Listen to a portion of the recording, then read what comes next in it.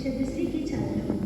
मेरा आपसे प्रश्न है, आपको मार्शल आर्ट सीखने का शौक कैसे पैदा हुआ और इस खेल के समय में आपका मार्गदर्शन कौन रहा है? Hello, am I audible?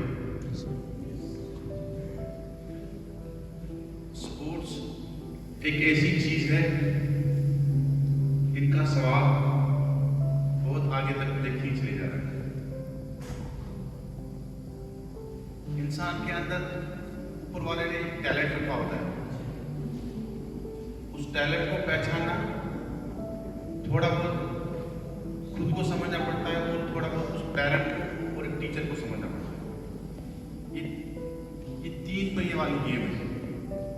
इसमें टीचर का रोल है, इसमें पेरेंट का रोल है और इस बच्चे का खुद रोल है जो किसी स्पोर्ट्स में या किसी भी फील्ड में आगे जाना चाहता है। तो जब मुझे लगा कि मैं जिस फील्ड में जा रहा हूँ स्पोर्ट्स में और वहाँ पर मार्शल आर्ट्स में जा रहा हूँ, वहाँ पर मेरे लिए पहला गाइड होना चाहिए, बहुत ही इंपॉर्टेंट। उसको हम उस्ताद बोलते हैं। आपके स्कूल्स में या डिफरेंट सब्जेक्ट्स में आपके टीचर्स होते हैं, बड़ा इंपॉर्टेंट।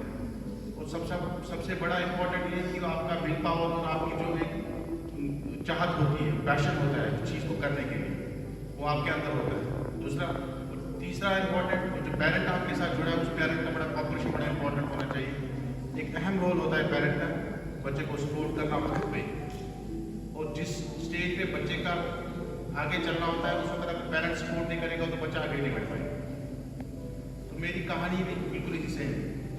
2003 से मेरी शुरुआत की, आगे बढ़ता गया, चलता गया, बहुत सारे मेडल्स आए। अल्हम्दुलिल्लाह मैंने कहा कि अगर करना है तो करना है, गिव अप करूँगा तो कोई फायदा नहीं। मिशन लाइफ में एक बन गया, ऐसे चलता गया और अल्हम्दुलिल्लाह I have got many awards, many achievements. और जम्मू कश्मीर का पहला पद्मश्री, ये मेरे लिए फख्र की बात है कि मैं इस JNK से हूँ और पहला हूँ और सबसे यंगेस्ट पद्मश्री। तो ये उस मेहनत का नतीजा है जो 15 साल के बाद मुझे मिला। Thank you so much. सुप्रभात, मैं प्रदीप कक्षा 8वीं का छात्र हूँ। मेरा आपसे प्रश्न है, खेल के क्षेत्र में उत्कृष्ट योगदान के लिए प्रतिष्ठित पद्मश्री पुरस्कार से सम्मानित होने पर आपने कैसा अनुभव किया और आपके परिवार में किस तरह का माहौल था? मेरी हिंदी उतनी अच्छी है नहीं, बट जहाँ तक मैं समझ रहा हूँ उनकी बातों को, जब मैंने सुना कि मैं मॉर्निंग में मैं बैठा था, 10 बजे मुझे MHA से कॉल आया, मिनिस्ट्री ऑफ होम अफेयर्स से, कि फैसल डार आपका नाम पद्मश्री के लिए चुना गया है। तो मुझे वो सपना जैसा लगा कि ऐसे अचानक मुझे कॉल आया, क्या ये मेरे साथ हो रहा है। बट इतना श्योर था कि कल 26 जनवरी है और ये लिस्ट 25 को ही ओपन हो जाता है। तो मुझे लगा कोई मजाक नहीं कर रहा है, चलो ठीक है। फिर इंसान को एक हौसला मिल जाता है कि नहीं, अगर मैंने कोई काम किया उसका फल आज मिल गया। और बड़ी डिग्री से लेके जितने भी मेरे दोस्त थे, वेलविशर्स थे, सब लोग ने कंग्रेचुलेशन शुरू करते करते एक अच्छा खासा एक मैं रोल मॉडल क्रिएट हो गया अपने आप में कि मैं जिससे बात करता हूँ लोग मेरी बात सुन रहे हैं। और जो मेरा मिशन था, रिसेंटली आप लोगों ने सुना होगा, government of Jammu and Kashmir has announced sports policy, आप लोगों ने सुना होगा। And I am the person who recently talked about 5 issues regarding sports policy, और पांचों बातें इंप्लीमेंट हो चुकी है उसमें। अगर आप बच्चे या पेरेंट जाके देखोगे स्पोर्ट्स पॉलिसी को, जो मैंने 5 बातें मैं बोलता आया, वो 5 बातें उसमें हैं जो हमारे एक बच्चे को खेलने के लिए चाहिए। तो मेरे लिए उसे फख्र की बात क्या होगी। Thank you so much. धन्यवाद। मेरा आपसे प्रश्न है, खेल शुरू होने से पहले जीत का जश्न और हार का डर तो बना ही रहता है। ऐसी स्थिति का सामना कैसे करना चाहिए जिससे विद्यार्थियों का आत्मविश्वास बढ़ सके? देखिए, जो बच्चा स्पोर्ट्स या किसी भी फील्ड में जाता है, अगर कहीं पर हारता है या फेल होता है, वो अपने आप को कमजोर मत समझो, वो समझे कि उसके पास एक एक्सपीरियंस बढ़ गई। गोल्ड मेडल वाले को या फर्स्ट पोजीशन वाले को उस चीज को मेंटेन करने के लिए बड़ा प्रेशर लेना पड़ता है, क्योंकि उसका एक लेवल बन चुका होता है, उसको आगे फिर फेस करना है एग्जामिनेशन या कोई कॉम्पिटिशन। लेकिन जो ये सिल्वर मेडल या ब्रोंज मेडल या सिंपल पार्टिसिपेंट होता है, उसको अचीवमेंट के लिए उसका एक करियर बन जाता है कि वो हारा हुआ प्लेयर है लेकिन मंजा हुआ खिलाड़ी है, उसने हार देखी है। उस चीज़ को नेगेटिव मत ले लो, उसको पॉजिटिव ले लो कि भाई आपके पास 1 साल है जिसमें आप हारे हो और बड़ी एक्सपीरियंस है आपके साथ। कोशिश करो जो आपकी गलतियां हुई है, जो मिस्टेक्स हुई है, जो आपने अच्छा नहीं किया है, उसको ठीक करो आने वाले साल। और वो चीज़ आपकी एक्सपीरियंस बन के आप इंशाल्लाह जो बनोगे तो आप लोग मतलब पुख्ता बनोगे। पुख्ता वर्ड में यूज़ करना चाहूँगा, रॉ मटेरियल नहीं बन जाओगे आप, पुख्ता बन जाओगे। तो अगर आप वैसे चलोगे, अगर इंसान सीढ़ी चढ़ता है कभी कभार जंप मत करो, चढ़ो, ताकि आपको इस बात का एहसास हो कि जब मैं वापस आऊँगा, अल्लाह ना करे कभी आपके साथ कभी भी लाइफ में अनटूवर्ड होता है, कम से कम आपकी लाइफ में इतनी रियलाइजेशन होगी कि मेरा जो पिछला स्टेप था वो कैसा था। आपको इस बात का अंदाजा होगा। अगर आप जंप करोगे, आपके माइंड में कभी था ही नहीं कि मेरे पीछे वाले स्टेप्स कैसे थे। जब आप चल के जाओगे ना एक एक करके, तो आपकी लाइफ के सारे स्टेप्स आपको याद रहेंगे। अल्लाह ना करे कभी भी आपको प्रॉब्लम आएगी, आप गिरोगे नहीं, आप संभल के नीचे भी आ सकते हो और फिर आराम से चढ़ सकते हो। तो कभी जंप लाइफ में मत करो, कोशिश करो, अगर आप हारते हो तो आपकी अचीवमेंट बन जाती है। Thank you so much. मेरा आपसे प्रश्न है, मार्शल आर्ट में भारत की आज की स्थिति देखकर आप क्या सोचते हैं? मार्शल आर्ट्स अगर ऑरिजिन देखेंगे मार्शल आर्ट्स का, वो हमारे भारत से ही निकला है। आप लोगों ने नाम सुना होगा, ये 1700s की बात है। अगर हम बात करेंगे तो भारत से हमारे एक बड़े जो अब मैं उनको एथलीट ही बोलूँगा, क्योंकि जिन्होंने ऑरिजिन किया है, बोधि धर्मा नाम से हुआ करते थे एक पुरुष, वो यहाँ से चले गए। फिर चाइना में एक बड़ा है शाओलिन टेम्पल है, जिसका आप लोगों ने सुना होगा, जहाँ पर कung fu सिखाया जाता है। अगर हम ऑरिजिन देखेंगे मार्शल आर्ट्स का, बट उसकी शुरुआत हमारे देश से हुई है। तो उस चीज़ को समझना है कि अभी आहिस्ता आहिस्ता इस स्पोर्ट्स को रिकॉग्नाइज करने के साथ साथ पॉपुलरिटी बड़ी अच्छी खासी मिल रही है। अराउंड 7-8 मार्शल आर्ट्स जो भी गवर्नमेंट ऑफ इंडिया ने रिकॉग्नाइज किए हैं, और हमारे बच्चों को इस बात को समझ लेना चाहिए कि we have a vast field, we have a beautiful field. आप अच्छा प्रदर्शन कर सकते हो अपनी लाइफ में आगे, अगर आप स्पोर्ट्स के फील्ड में मार्शल आर्ट्स में जाना चाहोगे। इंडिविजुअल स्पोर्ट्स से आप किसी पे डिपेंडेंट नहीं हो, लाइक टीम स्पोर्ट्स। अगर हम क्रिकेट, फुटबॉल है, वॉलीबॉल, किसी और स्पोर्ट्स की बात करेंगे, वहाँ पर आपको एक परेशानी होगी कि अगर आप अच्छा खेलते हो लेकिन आपका जो बैचमेट्स आते हैं वो अच्छा नहीं खेला, लेकिन टीम तब भी हारी। लेकिन इंडिविजुअल स्पोर्ट्स में एक बोनस आपको मिलता है, आपके ऊपर पूरी जिम्मेदारी आती है। आप अच्छा खेलोगे तो पूरा कंट्री रिप्रेजेंट करोगे, और आपके पास एग्जाम्पल सेट की हुई है। We have around 7-8 Olympic medals, and वो सारे इंडिविजुअल स्पोर्ट्स में हैं। Like we have badminton, PV Sindhu individual sports है, Sushil Kumar wrestler individual sports है, बॉक्सर विजेंदर सिंह, या हमारा अभिनव बिंद्रा फर्स्ट ओलंपियन जिसने गोल्ड मेडल लिया, आल्सो इंडिविजुअल स्पोर्ट्स। तो अगर हम हमारा भारत स्पोर्ट्स में देख रहा है तो हम इंडिविजुअल स्पोर्ट्स पे हमें फोकस करना चाहिए। तो कोशिश करो अपने बच्चों को और इंडिविजुअल स्पोर्ट्स में जाने की कोशिश करो, ताकि आपके ऊपर एक रेस्पॉन्सिबिलिटी आए, जो आपका टैलेंट है वो आगे सही प्रेजेंट है। Thank you. धन्यवाद। मेरा आपसे प्रश्न है, जैसा कि हम सब जानते हैं, मार्शल आर्ट की शुरुआत आपने 2003 में की थी। तब से लेकर अब तक के सफर में आपने किन किन चुनौतियों का सामना किया है और सबका कितना सहयोग रहा है? देखिए, हर्डल्स और जो लाइफ में चुनौतियाँ आती हैं वो हर एक की लाइफ में आती रहती हैं। आई एम फ्रॉम कश्मीर, सब लोगों को पता होगा वहाँ का सिनेरियो क्या है, वहाँ के हालात क्या है, एक इम्पैक्ट है वहाँ के लोगों के जहन के ऊपर। सब लोग आज तक गिले करते आए होंगे कि मेरे पास इंफ्रास्ट्रक्चर नहीं है।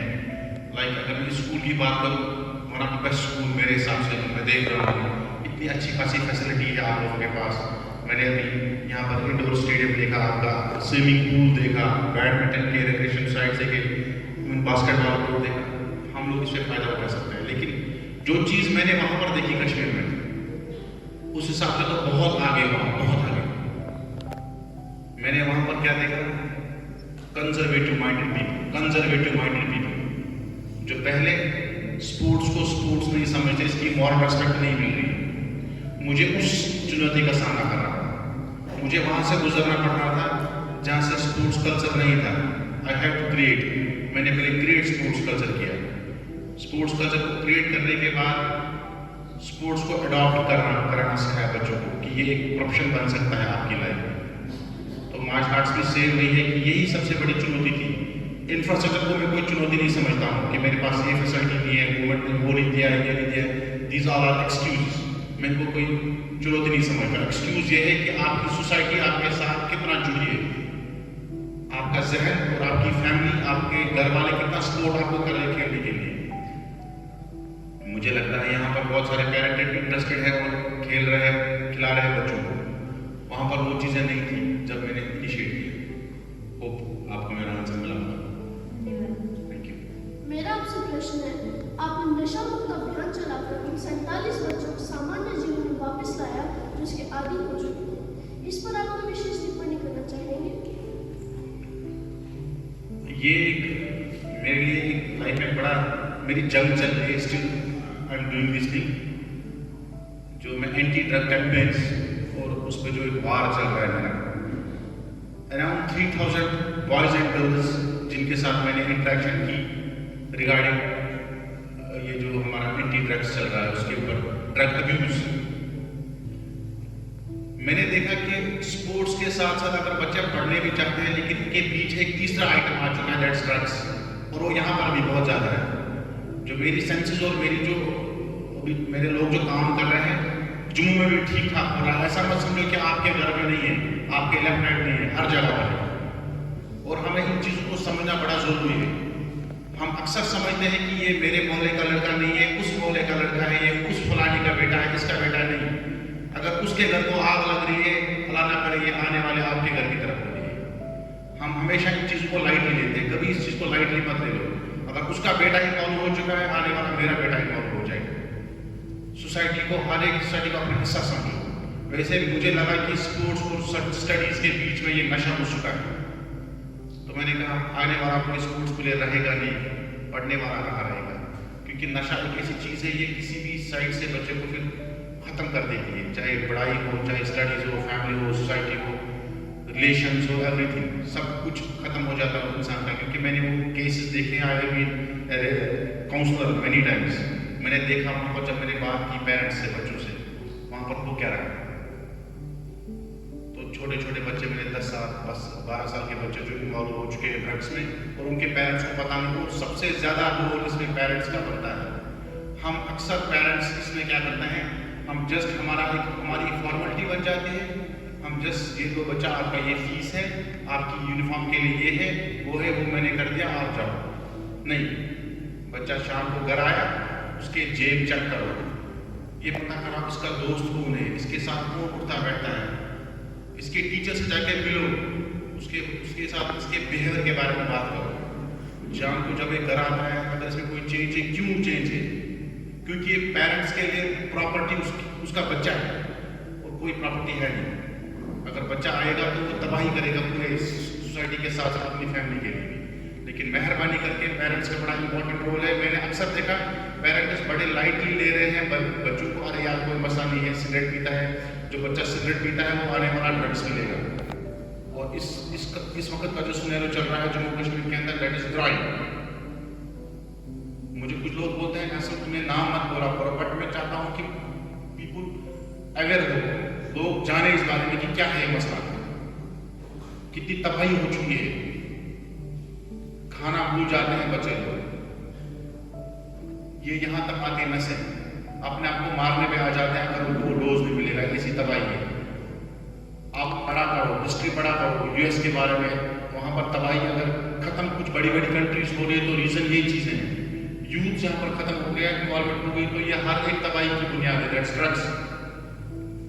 स्टडी तो दूर की बात है, वहाँ पर कुछ रहता नहीं। ये एक बड़ा सेशन है। मैं कभी भी चाहूँगा जब भी आप लोगों को मेरी जरूरत इस बारे में हो, क्योंकि आई एम डीपली, मैं इसमें बहुत इन्वॉल्व हो चुका हूँ।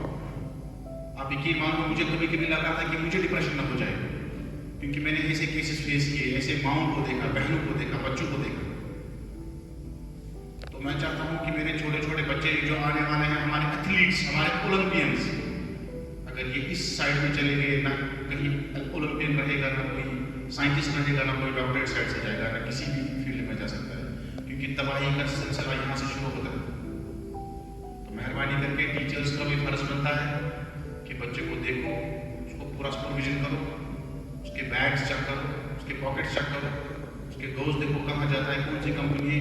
बस फॉर्मेलिटी मत देखो कि बस मैंने बैट दे दिया हाथ में, जा खुद खेलेगा, नो, उसको जाओ, लेके जाओ किसी पर्सनल ट्रेनर के पास, सही से ट्रेनिंग कराओ, उसका टाइम नोट करो, उसकी स्टडीज का टाइम नोट करो। इसमें बड़ा इंपॉर्टेंट रोल एक पेरेंट का बनता है। Thank you so much. धन्यवाद। खेल के अतिरिक्त आपकी रुचि और किस किस में है? मैं कुकिंग बहुत पसंद करता हूँ। मैं घर में कभी कभार पकाता हूँ और मैं थोड़ा बहुत कल्चर के साथ जुड़ा हूँ।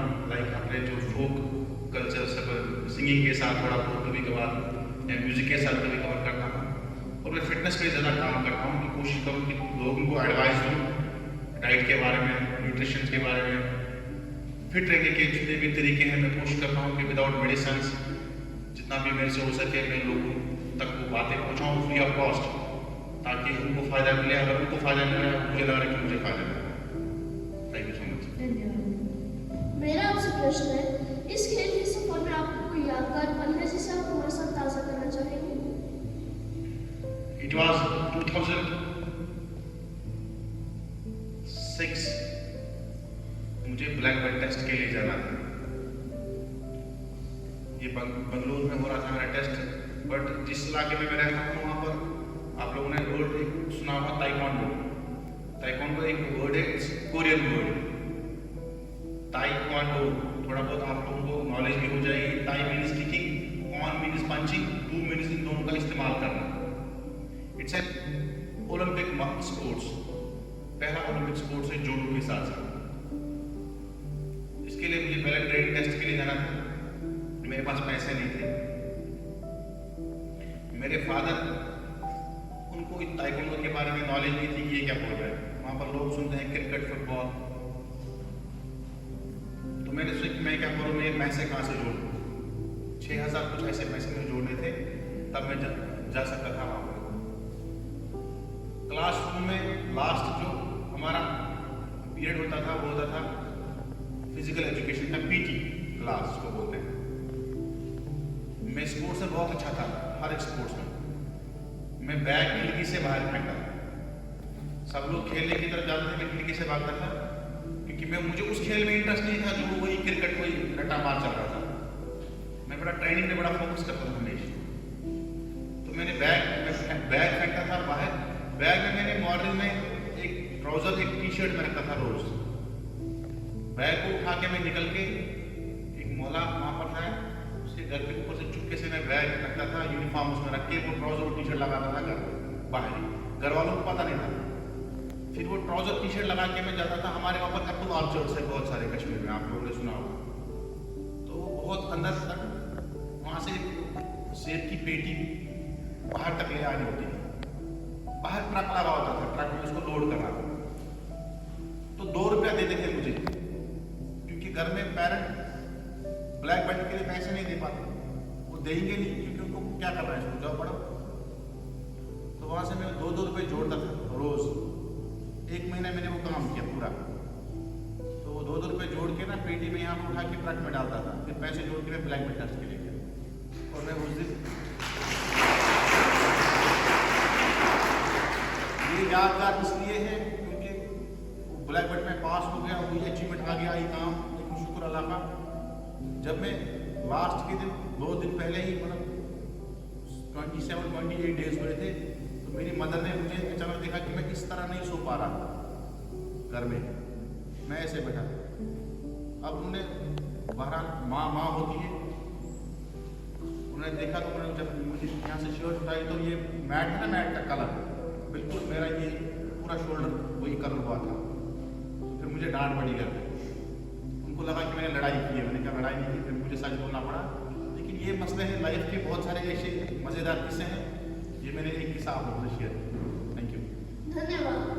मेरा आपसे अंतिम प्रश्न है, आप आज की युवा पीढ़ी के लिए एक मिसाल है, तो आप आज की युवा पीढ़ी को क्या संदेश देना चाहेंगे? मैं युवा पीढ़ी के लिए एक ही बड़ा इम्पोर्टेंट मैसेज देना मैं चाहूँगा। आपके पेरेंट्स जो है सबसे कीमती वो तोहफे हैं आपके। जो चीज़ अल्लाह ने आप लोगों के कीमती तोहफे दिए हैं उनकी कदर करो, उनकी बात सुनो, मत जाओ इस मॉडर्नाइजेशन पे, ये बकवास है सब। क्योंकि जो पेरेंट्स ने देखा होता है उनके पास एक एक्सपीरियंस जुड़ी होती है लाइफ में, जो उतार चढ़ाव होता है। पेरेंट्स की बात सुनो, टीचर्स की बात सुनो, ये कभी भी आपका बुरा नहीं चाहेंगे, ये हमेशा आपके लिए अच्छा ही करेंगे, अच्छा ही चाहेंगे। तो कोशिश करो जो भी बात आपके पेरेंट्स आपको या टीचर्स बोलते हैं, be listener always, don't be speaker. उनके सामने कभी स्पीकर मत बनो, उनकी बात सुनो, और अगर आप उनकी बात सुन के वो लाइफ में इम्प्लीमेंट करते हो, मैं आपको दावे से कहता हूँ आप लाइफ में कभी भी नाकामयाब नहीं होंगे, आप हमेशा कामयाब होंगे। मैं ये दावे से कहता हूँ। मैं अपनी बात दूंगा, मेरे दादू थे, उनका नाम था अली, मोहम्मद अली। मैंने उनके नाम पे एकेडमी बनाई। उन्होंने मुझे 2-3 नसीहत की थी। मैंने लाइफ में, आप यकीन मानो, जब भी मुझे लाइफ में कोई प्रॉब्लम आती है मैं वही नसीहत इस्तेमाल करता हूँ। किसी के बारे में बुरा मत सोचो, किसी का हक मत खाओ, नियत साफ रखो। जिस चीज के लिए आपको फोकस करना है उस पर पूरी नियत से जुट जाओ। इम्पॉसिबल है कि वो आपको क्या नहीं मिलेगी, इम्पॉसिबल, अगर आपकी नियत साफ है। ये मत सोचो कि मैं अक्सर ये एग्जाम्पल देता रहता हूँ, मैं आपको भी एग्जाम्पल दूंगा। मैं अक्सर जब भी सेमिनार्स में जाता हूँ, मैं वहाँ पर लोगों को बोलता हूँ कि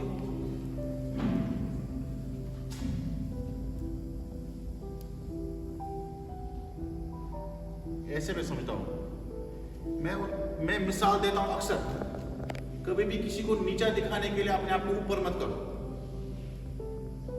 हम अक्सर हम लाइफ में हम जुड़े हैं किसी कंपटीशन में कि मैं उसको नीचा दिखाऊंगा तब जाके मैं ऊपर जाऊंगा।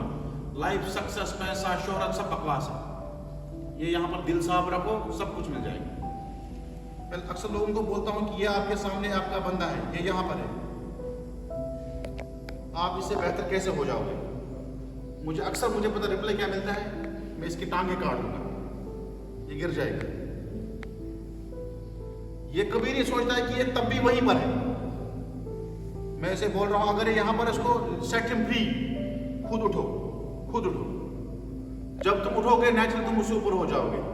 तुम्हारा टाइम वेस्ट हो जाता है उसकी टांगे खींचने पे, उसकी टांगे काटने पे, उसको नीचे दिखाने पे, और तुम्हारी लाइफ भी डिस्ट्रॉय हो जाती है, उससे तुम्हारा कुछ नहीं होने वाला।